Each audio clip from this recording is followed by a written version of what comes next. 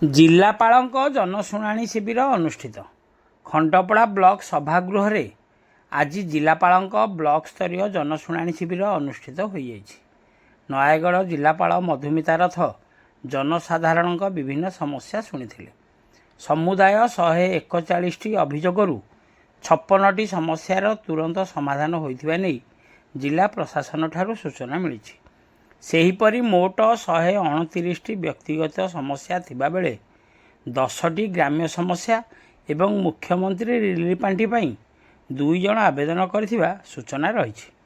ଶିବିରରେ ଅନ୍ୟମାନଙ୍କ ମଧ୍ୟରେ ଏସ୍ପି ଏସ୍ ସୁଶ୍ରୀ, ଜିଲ୍ଲା ପରିଷଦ କାର୍ଯ୍ୟନିର୍ବାହୀ ଅଧିକାରୀ ଲଗ୍ନଜିତ ରାଉତ, ଉପଜିଲ୍ଲାପାଳ କର୍ଣ୍ଣଦେବ ସମାଦାର, ଖଣ୍ଡପଡ଼ା ବିଡିଓ ଅଙ୍କୁର ଅଭିଳାଷ, ତହସିଲଦାର ବିଶ୍ୱବିଶ୍ରୁତ ତ୍ରିପାଠୀଙ୍କ ସମେତ ବିଭିନ୍ନ ବିଭାଗର ବରିଷ୍ଠ ଅଧିକାରୀମାନେ ଉପସ୍ଥିତ ଥିଲେ। ସେହିପରି ଆଜି ଜନଶୁଣାଣି ଶିବିରରେ ଭାପୁର ବ୍ଲକ ଉପାଧ୍ୟକ୍ଷ ବେଣୁଧର ପ୍ରଧାନ ଜିଲ୍ଲାପାଳଙ୍କୁ ଭେଟି ଭାପୁର ବିଡିଓ ଶାରଦା ପ୍ରସନ୍ନ ପଣ୍ଡାଙ୍କ ବେଖାତିର ମନୋବୃତ୍ତି ବାବଦରେ ଅଭିଯୋଗ କରିଛନ୍ତି। ଭାପୁର ବ୍ଲକରେ ଗତ 9 ତାରିଖରେ ହୋଇଥିବା ଜନଶୁଣାଣି ଶିବିରରେ ଅଧ୍ୟକ୍ଷା ସାବିତ୍ରୀ ପ୍ରଧାନ ସ୍ଥାନୀୟ ବିଡିଓ ତାଙ୍କର ବିନା ଦସ୍ତଖତରେ ଏବଂ ବିନା କାମରେ ଫଲ୍ସ ବିଲ୍ ପ୍ରଦାନ କରିଥିବା ଭଳି ଗୁରୁତର ଅଭିଯୋଗ ଆଣିଥିଲେ।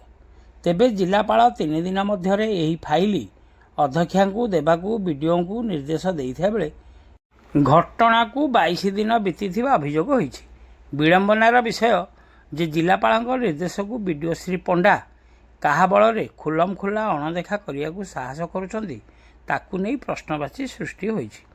ଏହି ଦୁର୍ନୀତିରେ ଶାସକ ଦଳର ଆଶୀର୍ବାଦ ଓ ସହଯୋଗ ରହିଥିବା ଆଲୋଚନା ହେଉଥିବା ବେଳେ ଜଣେ ବିଡିଓ ଜିଲ୍ଲାପାଳଙ୍କ ନିର୍ଦ୍ଦେଶ ନ ମାନିବା ପ୍ରଶାସନିକ ବ୍ୟବସ୍ଥାରେ ଚକିତ କଲାଭଳି ଘଟଣା ବୋଲି ମତ ପ୍ରକାଶ ପାଇଛି।